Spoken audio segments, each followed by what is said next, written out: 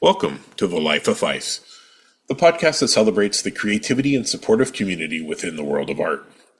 I'm your host, Tyson Martin, and on this podcast we will be hearing the artist's stories, what drives their creativity, the benefits it has on their mental health, and why they are supporting the community over competition movement. On this episode of the podcast, our guest is Alfonso Villalón. Alfonso is a talented photographer based in Vancouver, British Columbia, and we sit down and chat about his current and future projects, the gear he uses, his thoughts on the state of the photography community, and the pitfalls of social media. Thank you for tuning in, and let's get to the show. Well, my name is Alfonso Villalón. I go by Alvalario. One of the main reasons why I call myself Alvalario is a Tagalog word. In my language, that means spirit doctor, spirit healer. So a lot of my family members on my mom's side was in that kind of field of work, which is, Okay. being uh, and for me, I feel like it aligns with me and my art because in a way, it's kind of like healing in a sense. And that's why I connect a lot with that name. For others, it's like, oh, it's not really like a brandable name. But honestly, I did not care in the end. I feel like that's what really matters is what I think about it. Um, but yeah, I've been a passionate photographer ever since I was 7 years old from my father. He actually introduced me to the art itself since it was his personal passion outside of him doing his business. So it was, yeah, I shoot a lot of fashion, portrait. I also got into fine art photography, working with Hajime Sorayama, a famous contemporary artist from Japan. So Al, let's give him a little feedback. Let's let him know how we met, what our plans are to do some work together in the future. And I want to hear more about this project with the sculpture that you're selling some prints for. So let's start there. Al and we met at a local camera shop. Al was my go-to. He's my go-to guy, super knowledgeable, never led me wrong. Um, we have some plans for the future of the Life of Phys podcast. Al's going to be coming in as a co-host, so he can go and talk to some people at events that I can't attend, and then we'll sit down and we'll join interview a few people, and we're just going to see what we can do with this podcast structure. Yeah, so currently I am selling prints in collaboration with Hajime Sorayama since I photographed a bunch of his pieces when he had his installation here in Vancouver. I am selling prints from variety of sizes from small 5x7s to even 24x36 pieces. In fact, the bigger pieces have sold more. I have a limited release of 25 prints per size, so it's going to be a pretty interesting endeavor for sure. Um, right now, I like, with the collaboration, I also do provide a lot of like value onto it. It's a one-to-one art piece. Like nobody else is going to have that same kind of print that you have. So yeah, that's pretty much it. So far, so good. I will be doing a more formal rollout of it in the next coming weeks.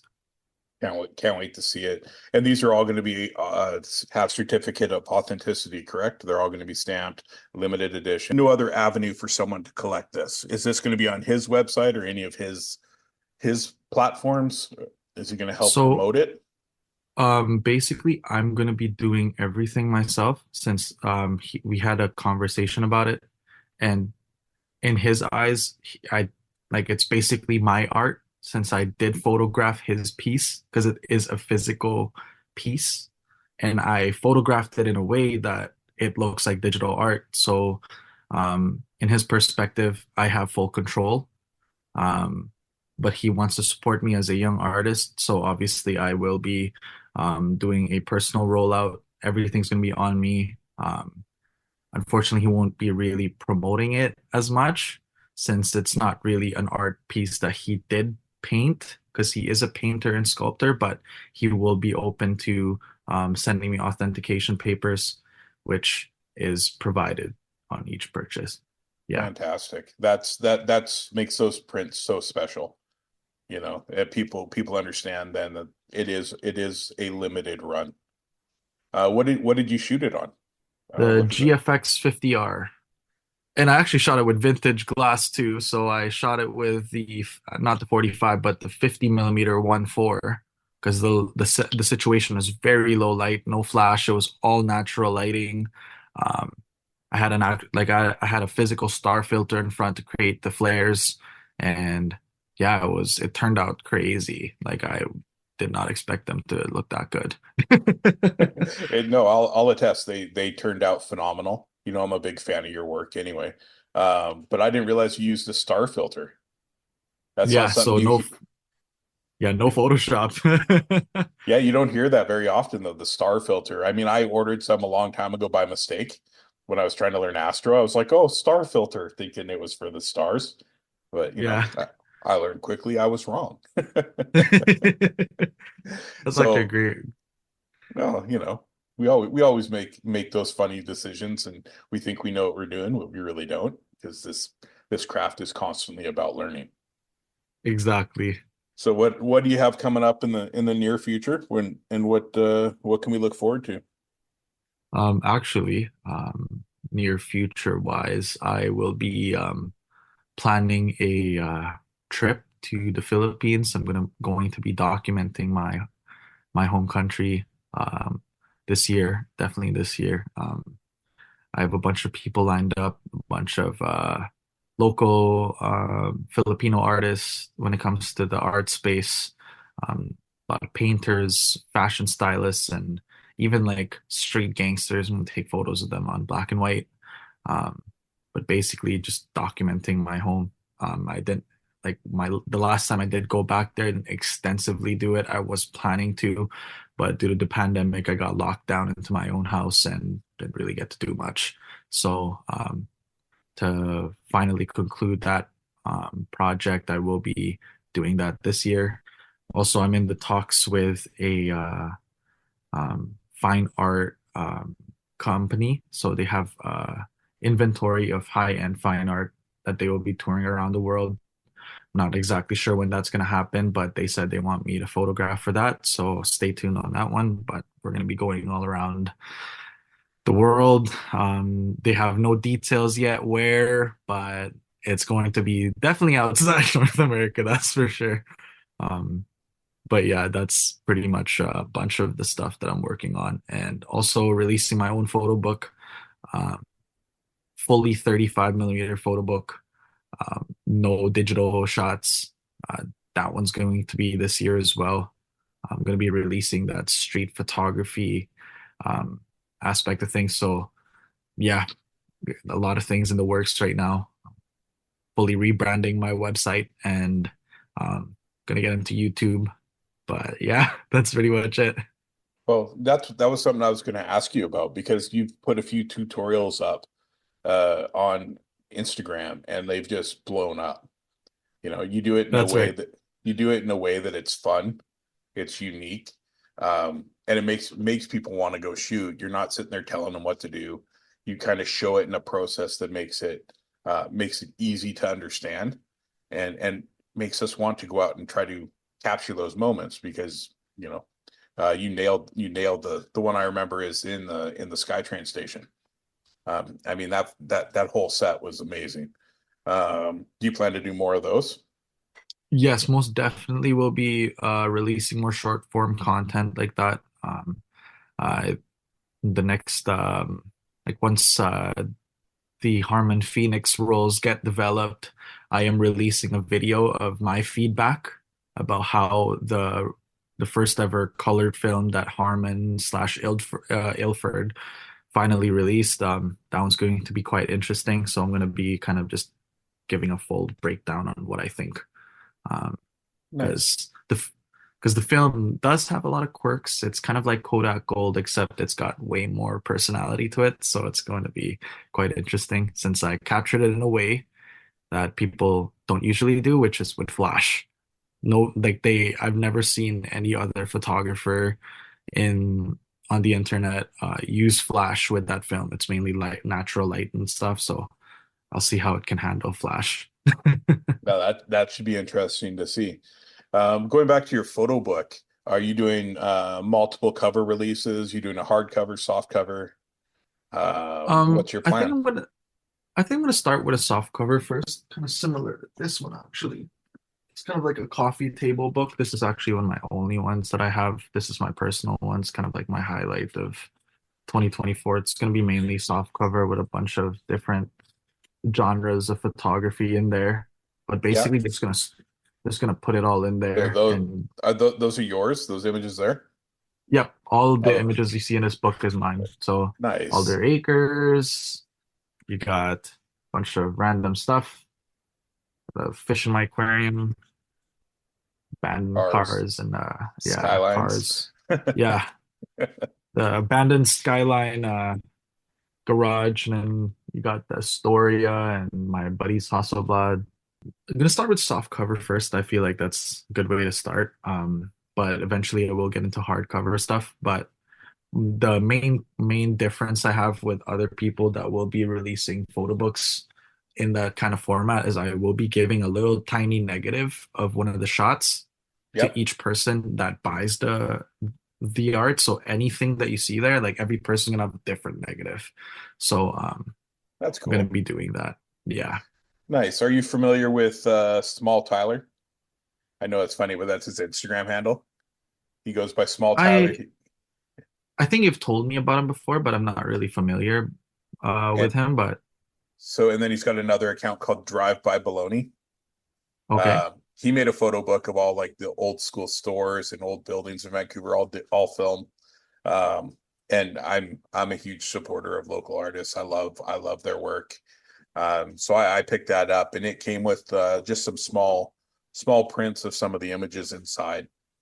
Oh And wow, that's I pretty just thought it cool. was it was just a cool little touch, right? So I think you're on the right track with adding a piece of what you're doing into each book.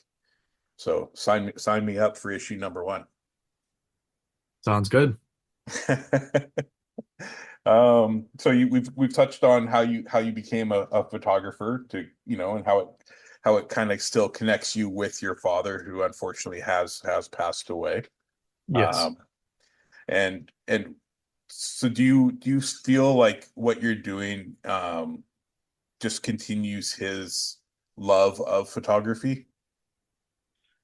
Yes, I definitely think so. But at the same time, like kind of because the way that I photograph things is that, for example, he's mainly into cars and nature and all that kind of stuff. So I do integrate that to my work. But for the longest time, he didn't really have the capability to get into portrait photography. He does have a lot of kind of photos of himself, however, so he does enjoy being photographed himself.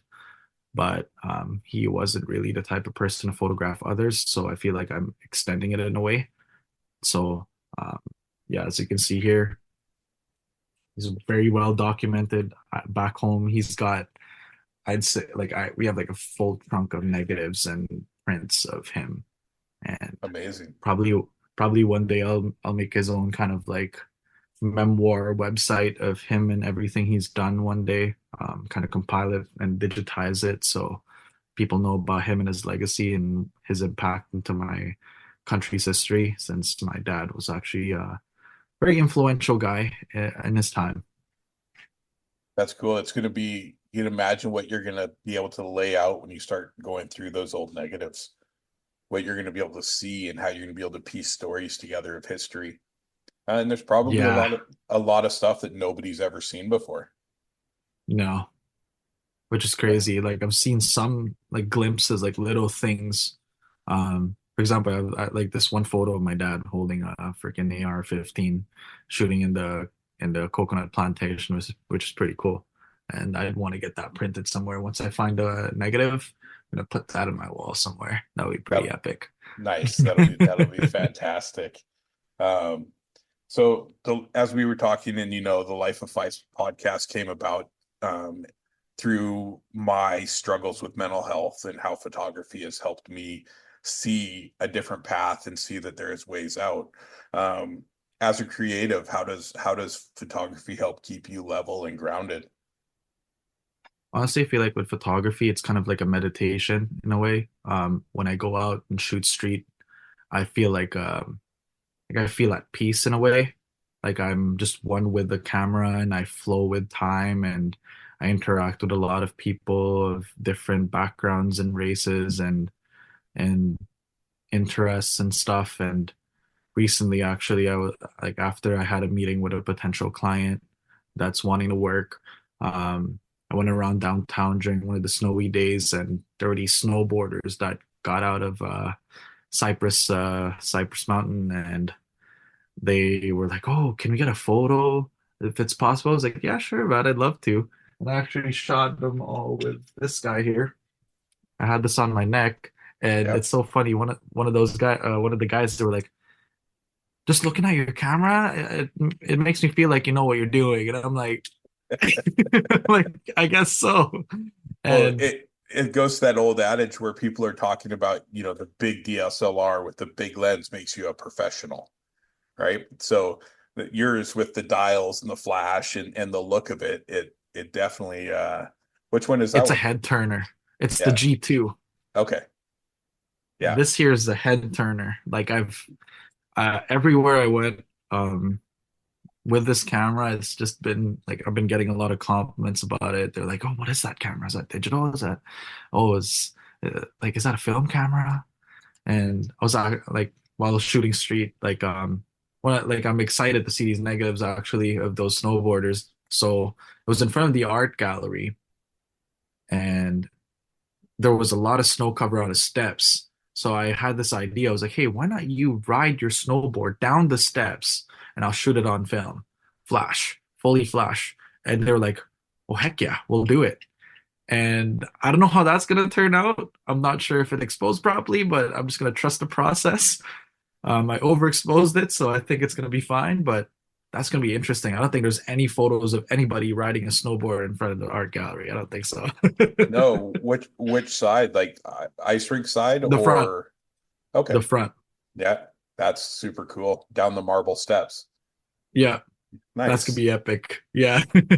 Yeah, I've always liked your process and the way you've done it. I mean, you always have a unique look to your photos. I always think that, I can tell a photo, I can tell your photo as soon as I see it. And I mean, I find like that's a big compliment to your style. Um, what do you do? Like what is your outlook when it comes to editing photos? Do you have a process that you follow, or do you just feel the photo and edit to that photo? Honestly, I'm not really a believer of presets or anything like that. A lot of my peers in the space right now, they tend to use a lot of the presets or they have a certain baked in look. But for me, I tend to go with feeling the photo and just seeing where it would go because I feel like that makes it even more authentic because that's how I process with the shot itself. And just matching that with editing makes it a very unique result for sure.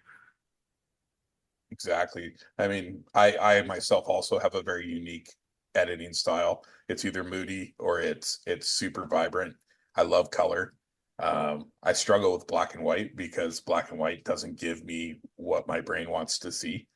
Um, I have I have a preset that I start every photo with, and then I go wild from there. I like a certain starting point that Yeah, I created over the last couple of years. This is where I like to start every photo. It works good with the Fuji files, and then I just run from that. that's right. So so it's neat. It's always neat to see that unique look, right? Like it's nice to see that when you put something out, that one, I notice it right away. I recognize it, but I also see that it's not the same every single time you post a photo. Yeah. You don't seem to worry too much about that perceived notion of everything having to be uniform on your pages. You kind of just run with it, and that's very, very cool to see. But yeah, I don't know. I just feel like the uniformity of mindset is kind of like not for me. I feel like I just want to have every piece of my art to stand out. And if people like certain things, then they can click on that. If they don't like certain things, okay, they can skip it. But I always want to kind of cater to both how I like it and how others like it too. So just everybody's got different styles and choices. So yeah, having to let go of caring about like the engagement that you get but having kind of like a solid circle of people that you do share your work to. And honestly, like if I get like 50 likes in one post, but it's all the people that I care about, that's what really matters. Because like 100%. with because those are the people that I see every day. Those are the people that I see on a constant basis, or I've seen them or met them in person. If people that I have met in person has liked my work and all that, that's what really matters. Because when it comes to getting anonymous, like like strangers from the internet's interactions, like wow, thank you. But what really like kind of made me realize to like just let go of those notions to just like focus on the love that people around you give your work, like for example like family, friends, colleagues and all that. And that's beyond likes, man. It's beyond social media. That's like actual real love that you can get from the people that you surround yourself. And that's what kind of helped me let go of that kind of notion of caring about the algorithm and feed and all that stuff. And I mean right now the engagement's going pretty well. It's going up ever since I've released more 35 millimeter posts, and ever since the collaboration with Hajime has kind of helped bring back my platform a little bit. And yeah, from then I was just like, you know what, who cares? I'm just gonna like throw out my work there, and if it's gonna get a engagement, heck yeah, love it. If it doesn't, love it. Same thing. Like same thing goes. Like most of my favorite work that I've posted in 2023 have the lowest likes of 2023. And honestly, that doesn't matter because you know why? I love it. People around me love it. And that's what really means a lot when it comes to getting that love for your posts. Because yeah, like you never know. Because you never know which photo you're right. As what you said, like there's posts that you didn't like, but you posted it, and yet that's getting recognition. The main thing is just posting it, just putting it out there. That's what really matters, just putting it out there and loving each and every single piece of work. Like that's the main focus. And seems to be the hardest part for most people is they want to have instant gratification. They want to have hundreds of thousands of likes and 100,000 followers, and a lot of these people that have this platform and this following are still in that people offering me exposure for my work.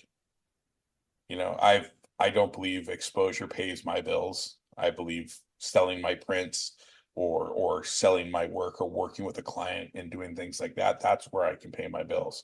What's your thought on the oh, can you just do it? I'll get you exposure. What is your thought on that process?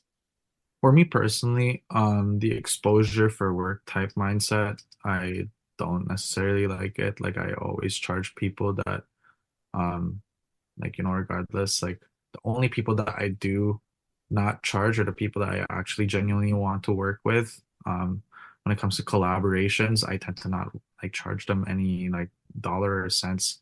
Um, Not really a firm believer of exposure for because yeah, as what you said, it doesn't pay the bills, and that's why I don't necessarily do that kind of work. Like, I mean, I've had messages from influencers here in the city that have like millions of followers, and they're wanting photos, and I'm like, I don't think exposure is gonna pay my bills, and I had to reject those offers. I was like, I mean, hey, if you're willing to like pay for a discounted rate for my time, then sure, why not? But those people just, nah, it's not gonna pay for the bills, that's for sure.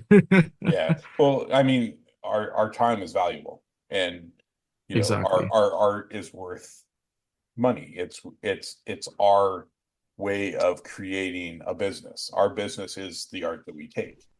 And sitting here and being told they're going to get you exposure, you know, it it really doesn't come back. So anybody who's ever had a company, a town, or anyone go, "Oh, we would love to use your photo for marketing," and with recognition, what does a recognition actually bring you? Recognition doesn't bring you anything. I've done a lot with the town we live in. I've let them use a lot of photos, and I can tell you from experience that recognition means nothing. I don't have an uptick in really anything except, occasionally somebody recognizes you on the street in your town and asks if you took that photo. And that's kind of where it gets. It's not giving me a revenue stream. It's not making it so I want to do these things for people. I would love to work with them, but I'd also like to be compensated for my work. Yeah. I mean, I don't go to work every day on my 9 to 5 and just go there for exposure. Right? I go there for a reason. I go there to get paid, to pay my bills, and to move forward in that. So That's anyway, correct. so let's talk about your gear. Let's I don't want to be a gear show, but everybody loves gear. I love Oh my yeah. gear. So let's hear what your go-tos are, and your specialty stuff that you bring out for special occasions. Okay. Let's hear what you got. Well, start off, my trusty daily is Contax G2.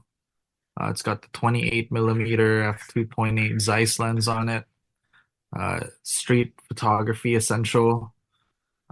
This camera is my favorite camera when it comes to street and just carry around. This flash here, don't let the size fool you. This flash is amazing. It's got on the top of the flash, you can switch it between the 28 millimeter focal length, bring it down to the 45, 35, and the 90. So this covers full range of pretty much anything I need. Um, it's also good for other of my film cameras, like my Contax RX. This one is limited edition, year of 2000 model. It's the one of one.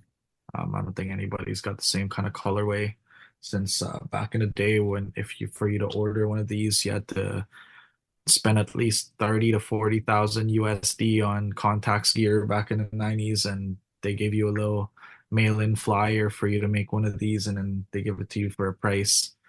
But yeah, basically this G1 is my favorite street photography carry around film camera right now. And then since I spoke about the RX, got the Contax RX. They're both made in the same year, so they have similar internals. The only main difference, this doesn't autofocus, this one does. Um, the Contax RX has this very unique feature called the digital focus indicator, which this thing does have for its manual focus. It's kind of like a scale on the bottom of the viewfinder, which tells you how off you are with your focusing, and then once it hits to the middle, that means you're in optical perfection when it comes to focusing. So this is pretty much my go-to portrait studio film camera. I mount all my Contax Zeiss lenses onto it. I have my full Contax Zeiss collection from the 28, the 35, 45, 50, 17, 14. I even have the 85 14, which is some pride and joy. Just pull it out right now. Well, this one is probably the one of the best looking lenses that I have. It's literally a glass beast. I like that It's one. in Yeah, this one has unique character to it. It has the Ninja Star bokeh, and I love it. Honestly, it's got very punchy 3D look to it because of the T-Star coating. But yeah, all my cameras use the Contax Zeiss mount, even my digital. So I use the GFX 50R 50 megapixel sensor. It's my favorite.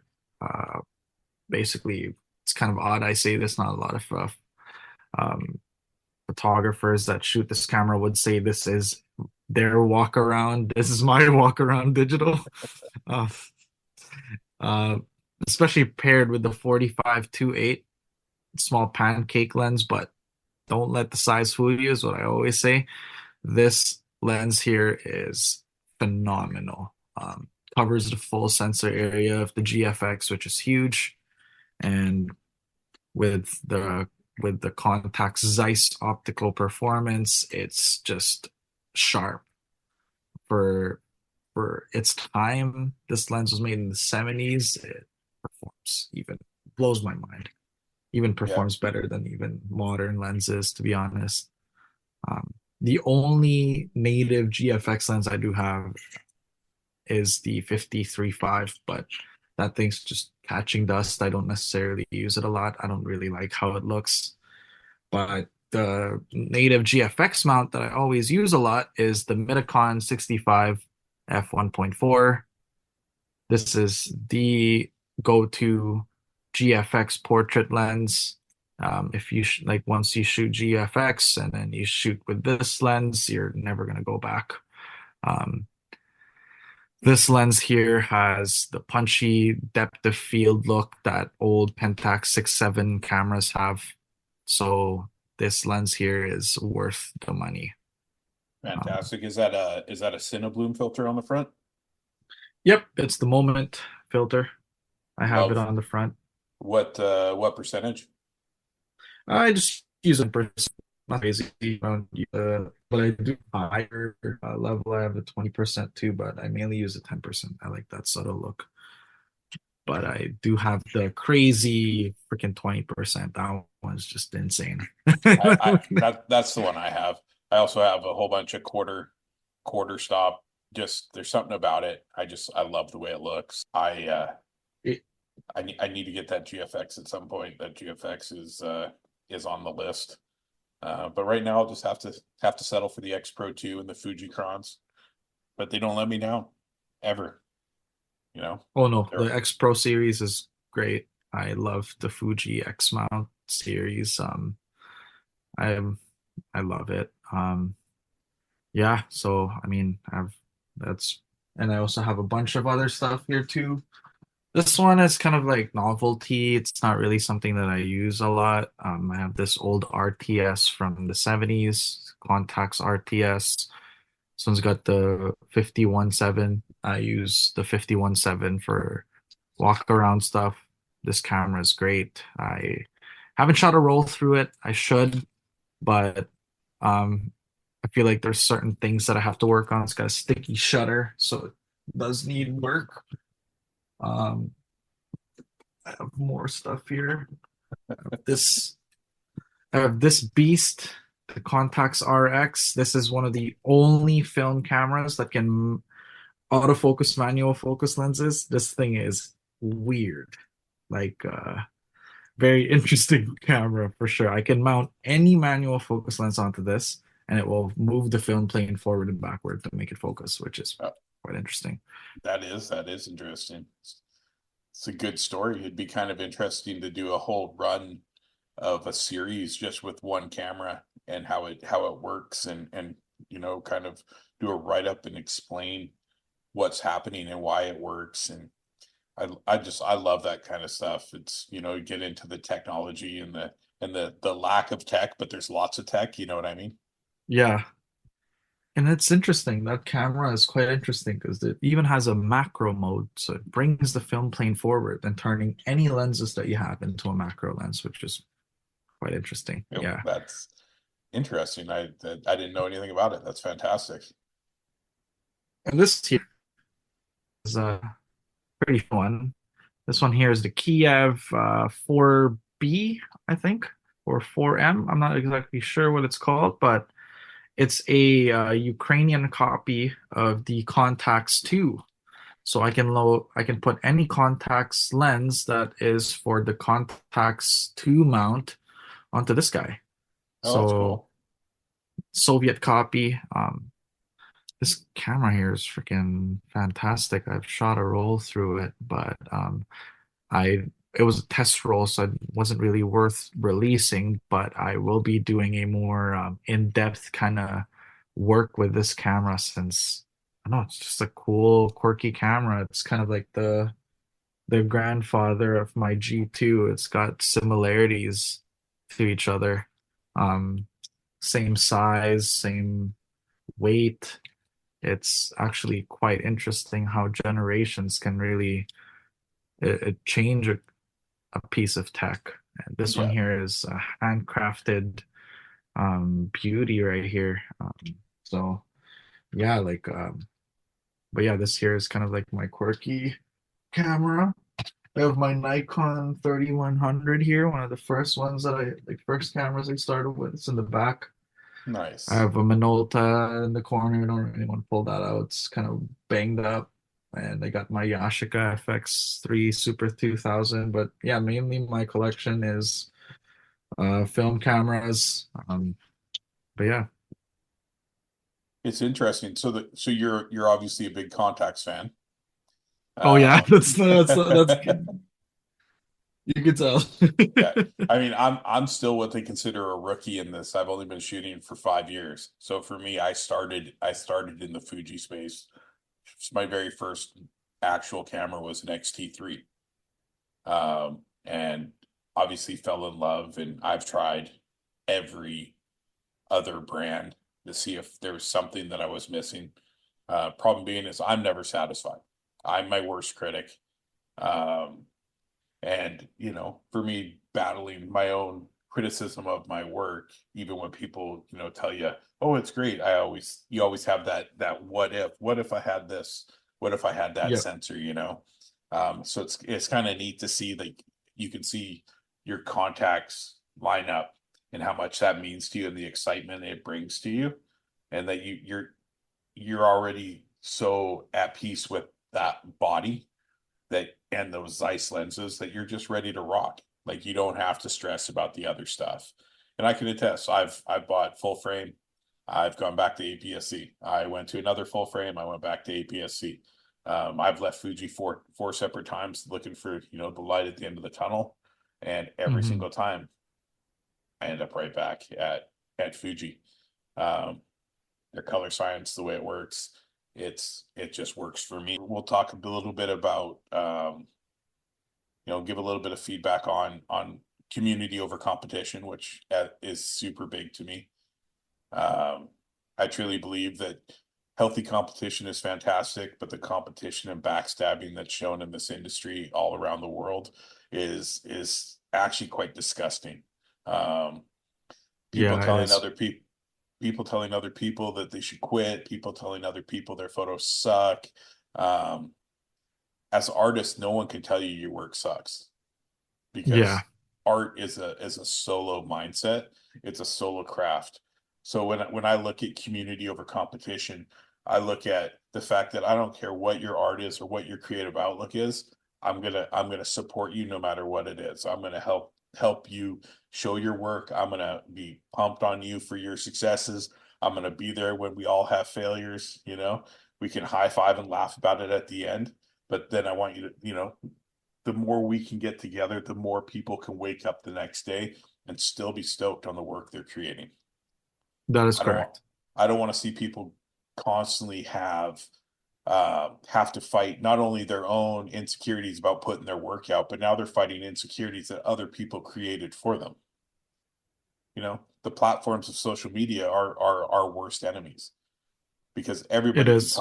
everybody can tell you suck, your work is garbage, all this stuff, behind a keyboard, because the world doesn't work that way. In public, people don't talk that way to people. And I've tried to started I hate saying that I started a community, because community over competition, that hashtag's been around forever. But I really just started trying to push it in the creative artistic space. Like, hey, I'm a fan of your work. I'm going to help support you. And then I've seen it slowly picks up, and it's been starting to trickle through quite a bit, and it's got some legs to it now. And it's not even a pat. I don't want to pat myself on the back. I just want everyone to know, like, there is a group of us that are willing to offer advice if you need it. We're willing to, if you're doing a show, we're willing to get together and drive and come and see your show. We're willing to support your craft. What do you think of community over competition? I personally think that's the best way to approach things. I believe in that too. Um, Especially with social media and how toxic social media does tend to get. I've gotten quite a huge blunt of that for a majority of 2023. I've heard from a bunch of my peers that, from behind my back, that actually one of my friends that I care about and actually support their work talks a lot of crap about my work, which is quite interesting because I show a lot of love to their work, which is not aligning to that community over competition kind of mindset. And it's a shame. And honestly, for me, like that's why I built like like a photography collective called Vanalog. Me and my friends like started that so we can all support each other's work and push each other to keep shooting 35 millimeter film. And that's really the essence of that. And you know, um, I feel like competition, yes, there is healthy competition, but at the same time, art is not something that you can really compete in because it's not a sport, it's a craft. It's kind of like saying, oh yeah, I'm going to um outpaint you, which is quite odd, Yeah. like okay, you're gonna outpaint me. Okay, you're gonna paint something in an hour, and then I can paint something in 10 years and see who's going to make the best art. But at the end of the day, it's we're all artists and we should all just support each other because we're not athletes. We're not gonna be sitting in a basketball court shooting our photos, right? So it's yeah, so I do believe in the community over competition, and I love what you're doing, and especially in threads, seeing the amount of people that are impacted and helped through this kind of mindset. Because at the end of the day, that's I feel like that's what healthy social media is giving a sense of community to each and every person and giving them support. I feel like that's the best side of social media. But obviously, there are a lot of heavy, worse sides of social media that we tend to get, like people that focus on instant validation. But community building is the way to go because that, like having a strong foundation in a community can move mountains compared to having such a huge mindset of ego and competition, and you'll end up just falling off one day, I and agree 100%. On threads, I mean, I've I've had a good steady increase and good collaboration and talks and support, and been welcomed into Seattle into their street photography get-togethers. So if anybody wants to do that, look up Micah Legend, Raw plus Seattle. He's phenomenal, and he'll get you in, and they are great people. They are truly about community over competition. I was pretty bummed they shot a Black Panther event on Saturday and I couldn't make it down. But they're trying to do weekly photo walks in Seattle, which it's only a few that's hours. awesome. Yeah, it's a few hours from us. I don't mind getting a group of people together, heading down, shoot for I'd the be day. down. Let me know. Let me know because I'd be down to 100%. come with you on that because Yeah, I've no, never photographed Seattle, man. That's no. the only place. Nope. Well, I mean, I've shot live shows there, but not an actual street photography setting. So, and it is a beautiful city. it is a lot of unique architecture, a lot of unique vision. Um, so yeah, definitely we'll get together. We'll head down. We'll go spend the day with the crew down there, capture some great moments. Um, but yeah, so that's part of this whole community thing is, I have people coming on. They want to come on here from Australia. Ryan, amazing underwater photographer. Not the best with names and Instagram handles and last names, but I call him Brian because that's his name. He's a great underwater photographer. I'm gonna get him on. Oof, that's Um, awesome. I have my goal really, Al, is to go and show that even if you're in a bad spot, your mental health is shot with this group, with a community of like-minded people. We can all help each other see that the end of the day, it's still pretty awesome to be alive. We're all here to support each other. We're all here to help each other. Hey, I don't know what I'm doing. I got this to do. somebody in the group's going to have an answer because somebody has been there, they've done that. So having you support that vision and stuff is very important to me. It's always been important. I mean, FICE stands for Photography Heals Your Soul. And that's a That's amazing. second incarnation of what FICE was. FICE started life as a fixed gear bicycle brand that my best friend and I created. And during that time, we didn't have a lot of money. We were just trying to find a way to make a difference. And it kind of just, you have those ideas, they're awesome, they're going, and then all of a sudden it trickled out. But I always wanted to make sure I could use that name somewhere. So when I started thinking about names of podcasts, names of a business, I really wanted to incorporate it. It started as Vice Photography, Vice Photos, and nothing really connected. So when I decided to use Life of Phys, it's not just talking about my life, it's talking about the life of what Phys means. The end goal of Phys is I want to teach photography to Indigenous communities, so they can capture moments on their land, within their community that people don't see from the outside. 100%. Yeah. I'm an Indigenous man, and for me, it's very important. My culture is super important. And there's moments that are just unreal that nobody gets a chance to capture. So if I can go in and teach them my way of photography, because my number one rule when it comes to photography is rules are meant to be broken. I don't follow any exposure triangle. I don't follow the rules. I just go out and hammer, and just capture. I want to capture a sliver at a time, and that's my outlook on where I'm trying to take this, with the help and support of you coming in to help me co-host, having a different perspective as far as, we come from two different generations. I think I'm actually probably twice your age at this moment or over. Yep. And my outlook on things may not be the same, but we have this common connection as photographers, as artists, and we can help spread this. And I want us to get to the point where we can start doing, we'll start doing some giveaways, we'll start doing some competitions, in a healthy way. There is no winner, there is no loser. Everybody gets a chance to be shown on the website and things like that. Just to really give people an idea what it feels like to be front and center. And it's not for likes. There won't be any likes. There won't be any comments on it. It's strictly to get them that time to see what it's like, so that maybe give them the courage to go after a competition if that's what they're into. I've been through the gamut when it comes to shooting photos. I've shot wildlife, I've shot landscape, I've shot architecture, but I'm a gritty street guy.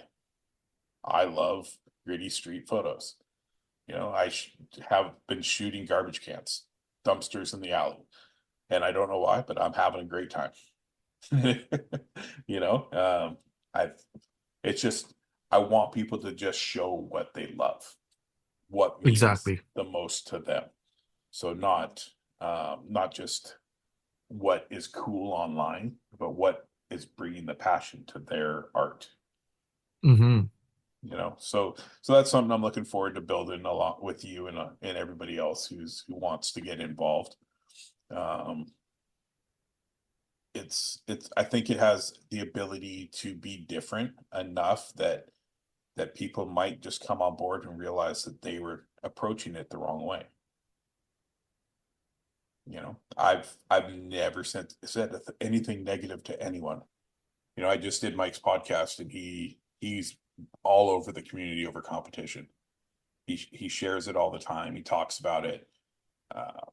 And that's really what it's going to take. It's going to take us talking and spreading the word to get people to understand that there is a group of us that will be here to support and help. Let people know you're 2 months in. Don't worry about charging people. Just shoot photos. Right? Everybody gets their camera, they get their website, they get their screen name, and they want to make money. But they don't put in the time to love the craft. Yeah, exactly. So earlier you were saying like during COVID you were in the Philippines Yep. and you were locked down. Hmm. It was probably a lot more strict over there than it was here. Way more. We're talking about no grocery stores were open. We had to like figure it out, man. Like it was crazy. But one of the Yeah. most interesting things, right? Saying it's crazy how you mentioned community over competition. In fact, my story of being in the Philippines kind of relates to that quote. And it's not even about photography or art. Um, so I live in a gated community in the Philippines. Very fortunate that I inherited that from my father. Behind our gated community, so I live in the corner of our gated. So there's a wired fence, wired walls and stuff. So it's 24/7 security. Behind the wall, behind our house, is the slums, literally, so close by. And when everything got locked down, um, we had a full sack of rice from my grandma's farm. We had a bunch of fruits and vegetables and fish and all that. So we had a pretty decent amount of stuff, but it wasn't enough to get by. And we were obviously we had to resort to talking to our neighbors. So we set up a group chat in a way to let everybody know it's like, okay, what does everybody have? Like we had to pull in together to figure things out, like who's got access to this or who's got a nearby farm that we can get resources from to like eat. Like it's a crazy concept to think about, especially in our society, because right now, we're in a capitalist society, but that moment kind of reset us back to where our ancestors were, which is mainly, what you have. Like it's not the money, it's not all that. It's like, oh, like what like, oh, this neighbor here has a fish plantation or fish farm. Oh, this neighbor here's got a poultry farm. So we were getting eggs from them. So everybody was bartering in a way. And then my grandma has a rice farm. So we had rice coming in every once in a while. We were just trading rice and food and stuff. And to the people in the slums in the back, we were trading money in exchange for goods like canned goods, noodles, anything um toiletries. They had it because they had convenience stores in the slums, like little tiny convenience stores. And we just ended up exchanging a lot of things. We gave the people in the slums seeds to grow with, and they started making their own farm beside our house, right beside the wall. And back in the day, everybody was like, "Oh, we should be away from the slums and all that." But due to the pandemic, it kind of like made that wall irrelevant. Like that's the kind of the essence of that. And through that pandemic, it kind of made me like being stuck there. I was actually supposed to only be there for 2 months from February to April, but I was there for over like 6 months. I was stuck there till July.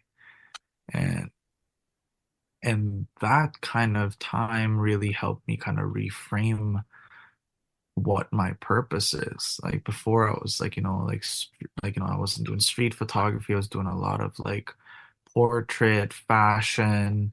I did Vancouver Fashion Week the year before that. I was in my peak. Like I was shooting for a bunch of A-list artists, like rappers and stuff. And I was planned to get sent out to do tours. But after that pandemic kind of reframed my mind, and I realized to myself that wasn't really the purpose that really aligned with my goals. Like, I don't want to be known as a photographer that just took photos of rappers. I don't want to be known as a photographer that's a crony of Louis Vuitton. No, I want to be known as like an artist. And for me, that's why Saul Leiter is probably one of my favorite inspirations of work. It's because he focuses on photographing how he feels and how he looks at things and how he visualizes things. And as what you said, there's photography has no rules, and he's the prime example. He's a rule 100%. breaker. He is. Like instead of I ha Sorry, go on. but yeah, yeah, what you're saying? I was just gonna say, like, I just recently found the work of Todd Hido. And I watched a documentary recently and he was on it, and I was watched it once, didn't even think of it, watched it again with my wife, and she goes, "Do you see it?" And I'm like, "What do you mean?" She's like, "Your art is just like his. He shoots in the same, or you shoot in the same style he does." And I started looking and I started seeing very big similarities to, we both love moody, we both love a certain look. And it's crazy when you find that and that inspiration, right? Um, but getting back to the pandemic, I agree with you. For the pandemic, for me, is when I realized that I could take photos. I was off work for 3 months, and because for the first time we had no clue what was going to happen. And I got Yeah. kids, I got a wife. I didn't want anything to happen to me and leave them hanging. But that time off allowed me to shoot from sun up to sunset every single day. I mean, our biggest worry was finding toilet paper in North America. Like, that legitimately was the gist of the pandemic here. Um, and I probably, there's that old saying where I don't, what did he say? He said, I don't fear the man who knows 10,000 kicks. I fear the man who's done one kick 10,000 times. I know I butchered that, but it's a Bruce Lee quote. And it's true. Yeah. I feel like I put in my time. I put in my 10,000 hours over those 3 months. And it gave me so much more confidence in my work. And that's where that practice comes in, that practice to make it.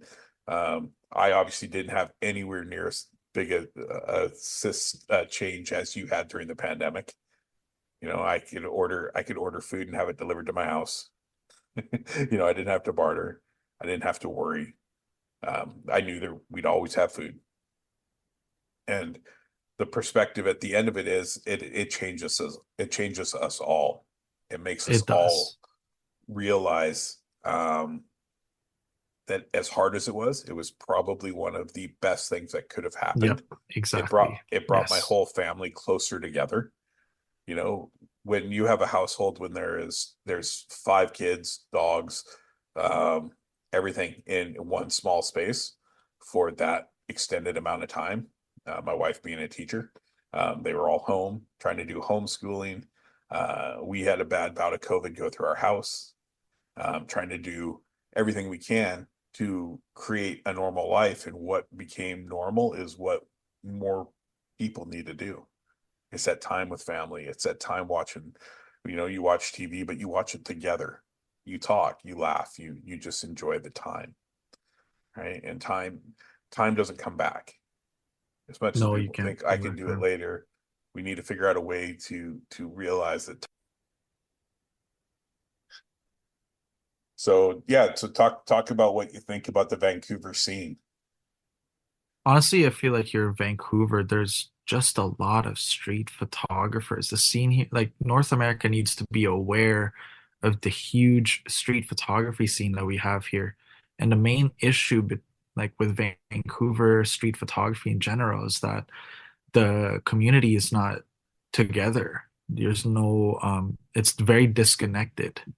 And I feel like with what we're doing here is going to help connect the dots together.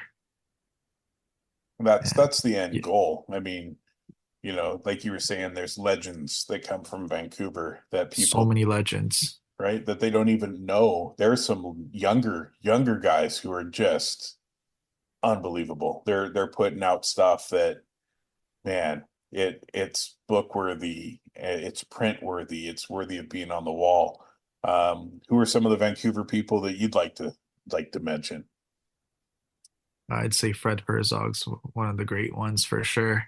One of the reasons why I love his work is he went to my country and photographed it on film. And honestly, that's one of the reasons why I'm inspired to go back home and photograph it because of him. Like I was like, dang, like this guy came, like he's not from the Philippines, but yet when he photographed it, it looks so freaking amazing. I'm like, whoa, I should do that myself. And and also I got a bunch of buddies like um, A, it's photography, He's huge, young kid. We're talking 19 years old. He's got 1.1 million followers on Instagram. It That's bl crazy. it blows my mind, man. Like I'm like, how in the world did you get this far? You know? And and it's because like for me, like, like we're not different. Like we're not like that far apart age-wise. It's because his generation has learned to like his age group has learned to master social media. With me, I'm still trying to freaking figure it out because I'm a mix of both. Like I grew up with my like when I was a baby, my mom was still shooting film photos of me, and there wasn't really a lot of digital, but these dudes like grew up with the internet, and for Yeah. me, it's kind of crazy, like I'm like, Well, put dang. put it this way, to put age in perspective, I didn't even have a computer until 1998. Oh, gee. My internet was dial up, and you had to hope nobody picked up the phone. So, you know, me and social media, as much as I want to figure it out, it's so out there for me still that I just do my best. You Yeah, know, I don't people offer advice all the time about, oh, post one photo at the same time every day. But I like four photos that I took. I'm going to post four photos, and I it don't know doesn't if really that's matter. my generation that just, hey, here you go. This is what I did. This is awesome. Enjoy. So who else is it kind of someone that's up and comer in Vancouver currently? My one of my good friends, his name is Marley. He works for Bow Photo. He's shot by Nifty on Instagram. He's dedicated, full street photography, film only, no digital. This I guy's love on the his work. grits. Yeah, like Marley, he just got a 4x5 camera. Like nobody in my age group has a 4x5 other than him. Like, which is mind blowing. I'm like, yo, you're taking in that route too? I'm like, wow. It's it amazes me to see guys like him do that, like pushing the boundaries of art when it comes to regardless of age. Like he's doing what like now he's got the same camera as Ansel Adams. Like if you wanted to do Ansel Adams type things, he could. And That's incredible. yeah, my friend Shaman, he's not really well known, but his work is stellar. Like I tell him every day, like one day everybody's gonna look at your work and regard it. Like I am confidently saying like he's probably one of the guys that put me on to shooting more film. Like like when I met him, I was shooting mainly Fuji digital with a little bit of film, not much.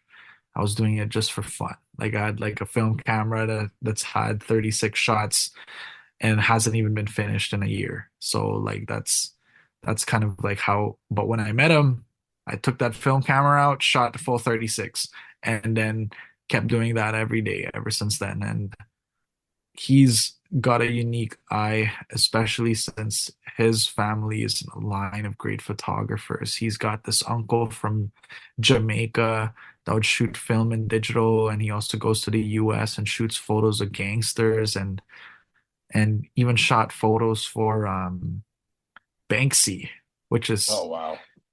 yeah, yeah. So he comes from a line of greatness for sure, and I have a high regard for him. And he feels the same way with me. And honestly, like that's kind of like the essence of having great friends in the art space. Another example of a good street photographer here in Vancouver would be my friend Noah. Noah T Photos. He's just gotten into street photography a year ago. And then my buddy Harry Johal, he's a Leica guy. He's killing it with the street photography stuff. He got featured in the Leica page Nice. multiple times. I feel like that's like a huge W, like a huge win for him. Like, like seeing local guys just killing it, it just drives me to like keep shooting, man. Like, and that's why I love what I like. That's why I love shooting street, man. It just introduces and shows you a whole different perspective of the world. And I feel like a lot of people tend to um, not appreciate what life has to offer I even shoot little freaking stuff. Like this frame, it's stuck in my head to this day. Like I can't wait to grab the negatives from uh, the photo lab. And wow, like there's a shot I took of it was in front of my buddy's apartment building, and there were these chips like just like like chips scattered all over the ground. There's a pigeon picking on it, and there's a one singular heel just on the steps. And I was like, and the light was just like there's light, shadows, like light coming down from the sun, and it just create this crazy framing. And I looked at it, I'm like, I'm gonna photograph it. And I cannot wait to see how that turned out, because that's probably one of the photos that kind of made the start of my year feel pretty good. Um, Nice. It's cool to see that excitement, right? Like I feel the same way. I'm a huge street art guy. I love graffiti. I love I love Banksy's work. Um, but I also shoot in a style where I'll walk down an alleyway, and we were talking earlier, I'll shoot dumpsters. oh, But yeah. if the scene is right, if the light is right, um, and it's moody enough, and it looks how it just catches my attention, I'll capture it. That'll Another be a thing I want, really cool photo book. Is just about dumpster photog like photos of dumpsters. That'd be pretty yeah, interesting. That's like some right. next level like fine art stuff, because like nobody really photographs dumpsters. And just seeing the kind of work that like the photos you've taken of dumpsters, I'm like, holy shit, you made that dumpster look really I appreciate it. good. So the next question I have for you, Al, is what's your process for a photo? So the reason I'm going to bring this up is because being a newer photographer, um, I was asked this question, and I said I kind of sat dumbfounded and said, "What do you mean process? Like, did I plan it?" And he's like, "Well, yeah, Yeah. I plan a photo. Sometimes it's 2, 3 months in the making. I want to be there at a certain time for the light, for this, for that." And then when I mentioned to him, like, I don't plan anything. I'm more of someone who just wanders. Like spontaneous. Exactly. I don't. Yeah. I shoot usually no more than 15 or 20 photos in a day when I'm out walking, and I don't spend time waiting for light to change. If the light hits, catches my eye, I shoot it. Apparently, that's not what people do. The people plan stuff, they take the time, they get everything down Yeah. to where the light's going to hit at a certain time. What's your process? The only time I plan is for clients.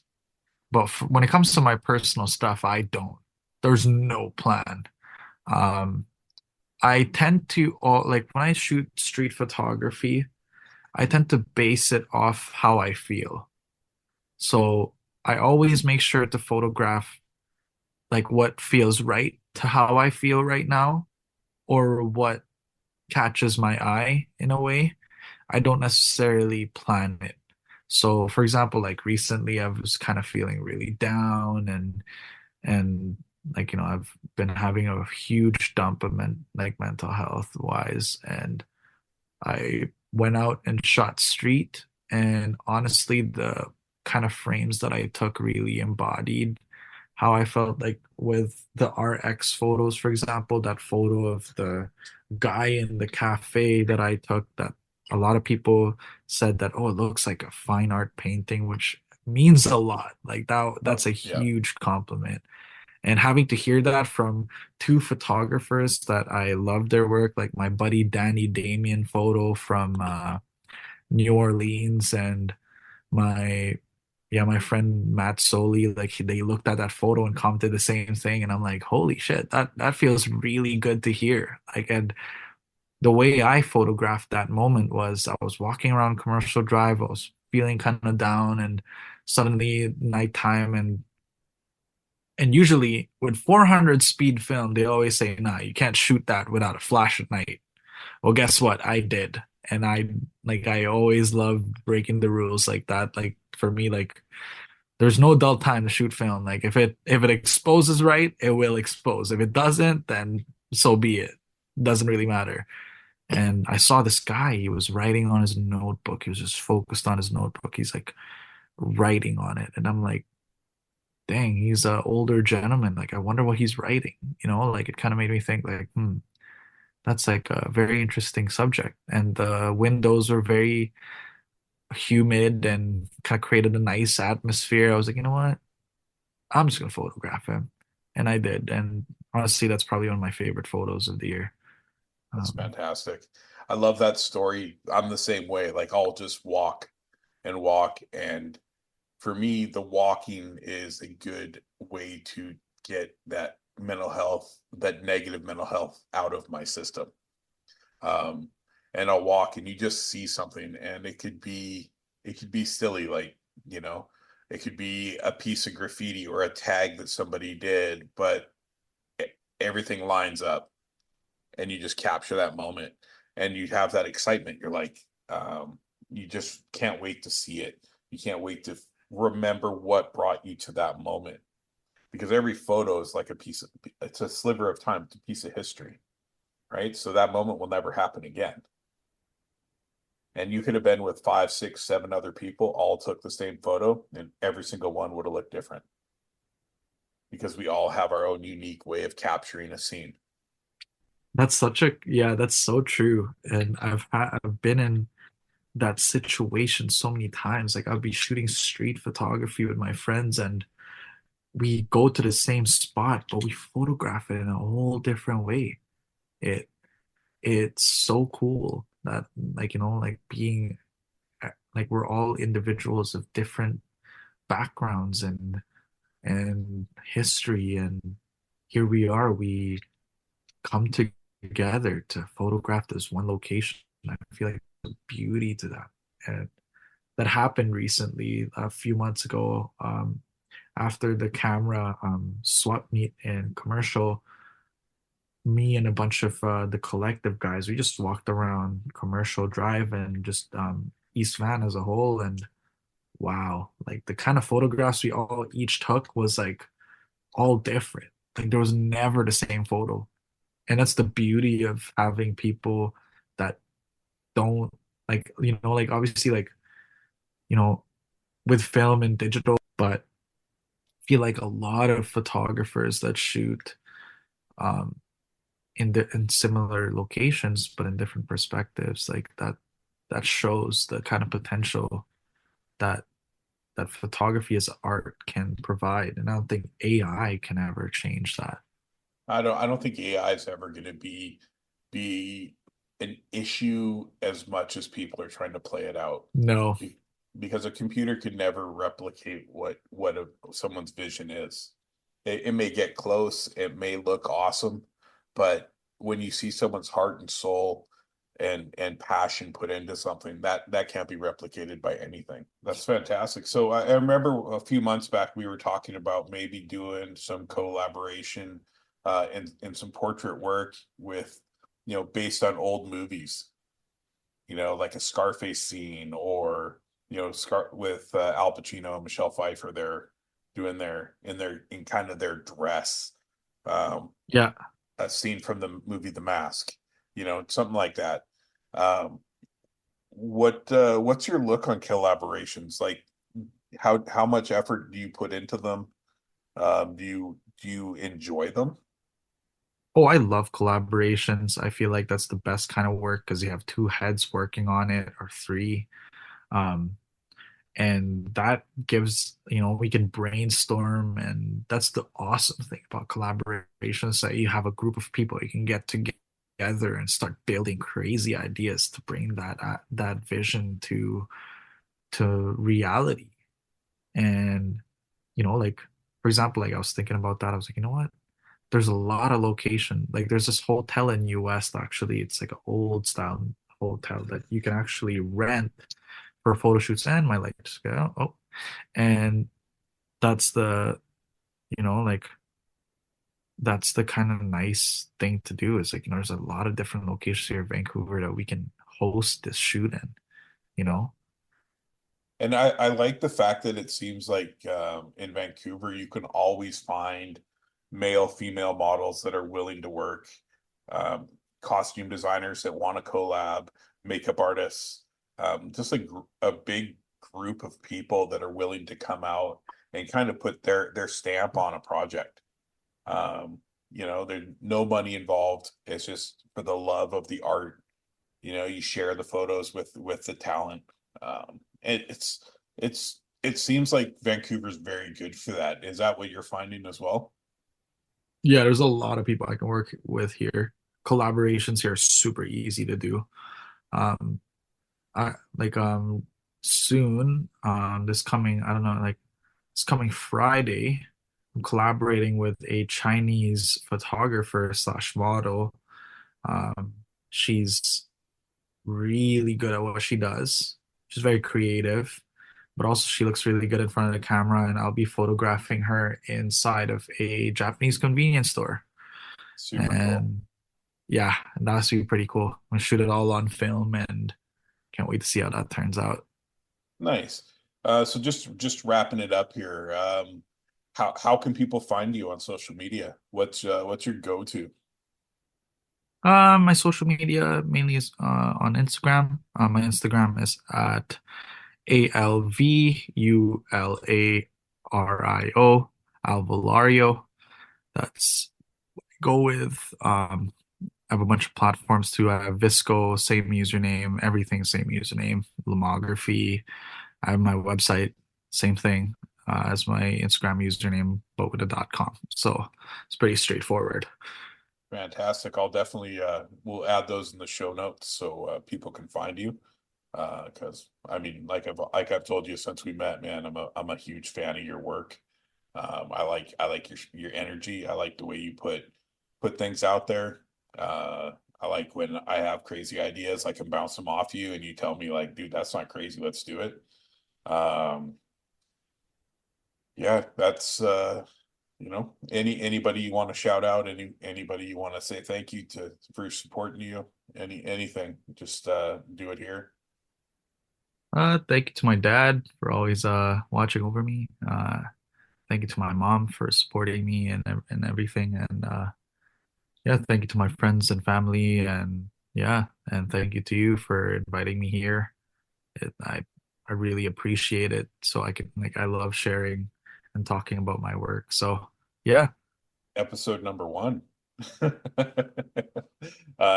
Oh yeah. We'll be getting together as well. We're gonna do a walk and talk street photography session. Uh, capture him in his natural habitat. Hmm. We were talking earlier off record here about maybe making it a get together, get a group of people together, start collabing with some other Vancouver creatives. No matter what your medium is, whether you just enjoy shooting with your cellular phone or wow, that just aged me, huh? Cellular phone. Your cell phone, you shoot digitally, you shoot film. You want to be in front of the camera. You just want to come out with anything. Like just reach out. We're always available. You can hit myself up at Tyson Martin. Uh, and I'm horrible with names, so I'll get him to say where you can catch him again. At Alvolario, ALVULARIO. And we'll be more than happy to share dates, times, things we're thinking. Um, but yeah, no, I appreciate you coming on. I appreciate your insight and your love for this crazy art form that we have. And I look forward to seeing what we go. And like we mentioned, you'll be coming in to co-host a few of these, kind of see what we can put forward and make happen here in Vancouver. I don't know if we said that, but we are located. Actually, we're located just outside of Vancouver, British Columbia, and we are here to push creativity and artists of any platform. So if you are an artist and you'd like to come on and spread what your art has done for your creativity, your mental health, just life in general, reach out. You can get me at Tyson at tysonmartin.ca, and I will gladly find a time to send you over the questionnaire, just so we can get a background on you, and then have you on and chat. Thank you for tuning in to another episode of the Life of Phys Podcast. We hope you enjoyed our chat with today's guest, Alfonso Villalón.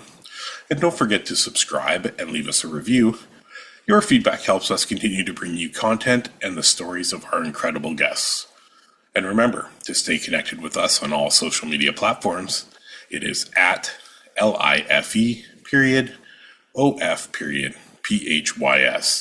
at Life_of_Phys, and discover even more stories from the community over competition movement. Thanks for listening, and have a great day.